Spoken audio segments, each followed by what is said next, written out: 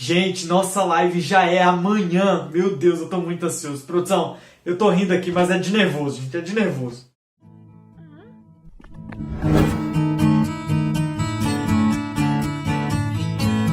Fala galera, eu sou Douglas Ferreira e sejam muito bem-vindos ao Refúgio e também à segunda parte do nosso resumão de Minha Vida Fora de Série, onde eu estou contando os principais acontecimentos dessa história para aqueles que já leram os livros, mas precisam dar aquela relembrada para poder se preparar para o nosso bate-papo ao vivo, que vai rolar amanhã, dia 3/2, às 20 horas. Se você ainda não assistiu a primeira parte do resumão, onde eu relembro os acontecimentos do primeiro e do segundo livro, eu vou deixar o link aqui no card para vocês assistirem. E se você ainda não se inscreveu no canal, não perde mais tempo, desce a tela, clica no botão de inscrever-se e depois no sininho de notificações para vocês serem avisados assim que a live começar. Eu devo relembrar também que esse vídeo contém vários spoilers sobre os livros. Então se você não leu, não assista o vídeo, ok? Então,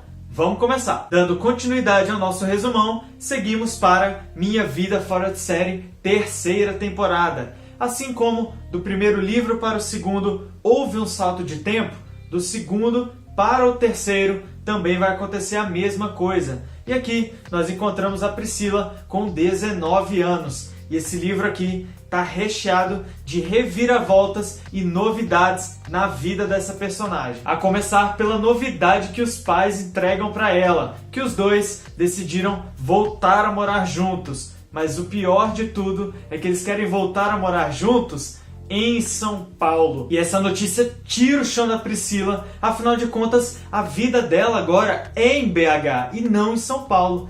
E ela argumenta isso com o pai dela, fala que ela já está até procurando vestibulares para fazer, e o pai dela falou, mas isso aí você pode fazer lá em São Paulo.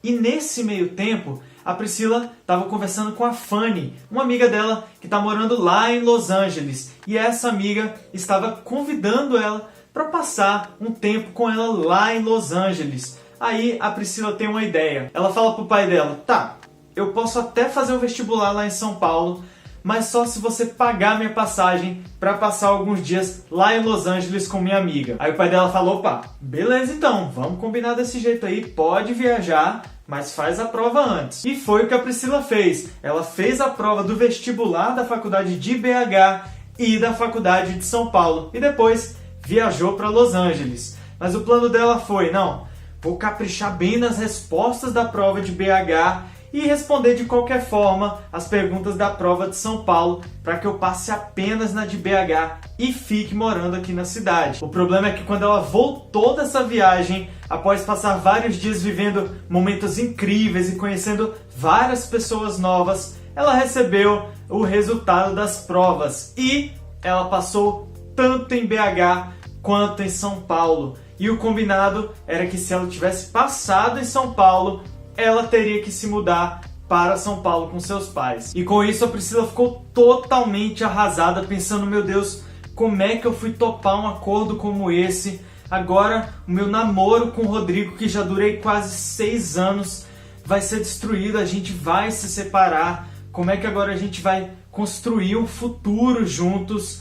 E os pais dela viram toda essa tristeza e esse sofrimento dela, que resolveu deixar esse acordo de lado e falou, não filha, pode ficar em BH, a gente está vendo que você está sofrendo muito e a gente não quer ser o causador disso tudo, então a gente vai deixar você ficar em BH. Mas foi nesse momento que uma novidade chegou para eles. A cunhada da Priscila anunciou que ela estava grávida e que os dois decidiram que eles iriam morar em São Paulo. E foi então que a Priscila ficou nesse impasse entre ficar em BH junto com o Rodrigo ou se mudar para São Paulo e ficar próximo da sua família, que agora estava recebendo um novo membro. E depois de muito pensar, ela acaba decidindo se mudar para São Paulo. E esse foi um período muito conturbado para o casal Rodrigo e Priscila, mas isso não impediu que eles se vissem não. O Rodrigo também ia lá em São Paulo para vê-la, matar a saudade. Mas o problema é que a família do Rodrigo, principalmente a irmã dele, que mora lá no Canadá,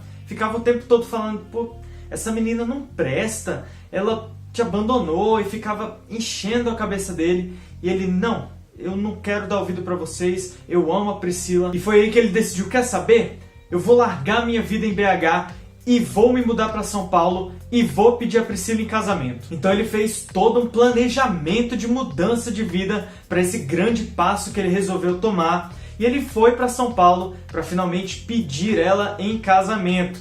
Mas na tarde que ele decidiu fazer isso, um antigo segredo da Priscila bateu a porta dela mais uma vez. Enquanto eles estavam juntinhos fazendo uma caminhada, apareceu uma garota nada simpática da viagem que a Priscila fez há vários anos atrás para comemorar os seus 15 anos. Lembra? Lá no parque com as suas amigas? Aí ela chegou e falou para ela: Nossa, namorado novo? Não era o Patrick, o filho da dona da agência de viagem? E depois que a menina vai embora, totalmente satisfeita com a intriga que ela fez, Rodrigo olha para ela, mas e aí?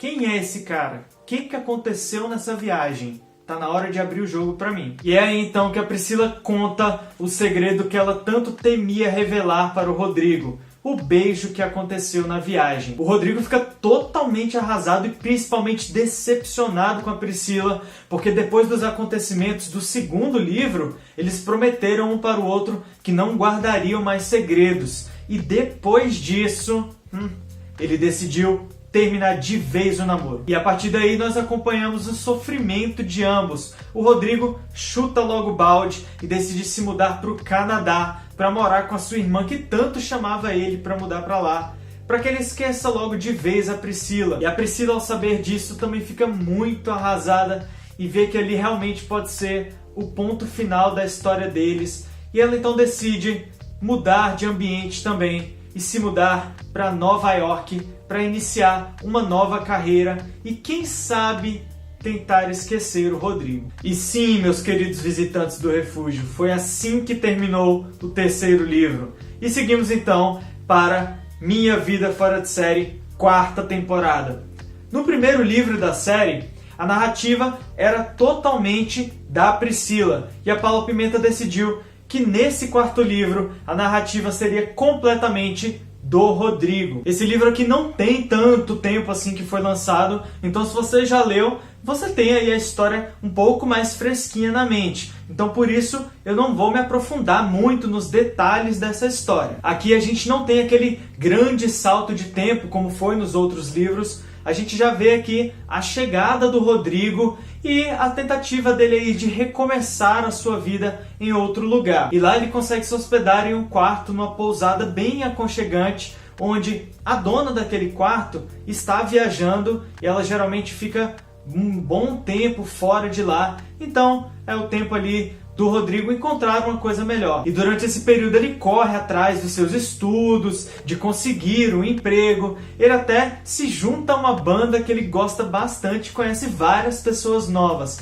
Mas a dona do quarto na pousada acaba voltando mais cedo do que ele esperava. E isso gera uma certa confusãozinha entre ele e a dona do quarto, mas logo tudo se acerta e ele consegue arrumar um outro quarto na mesma pousada.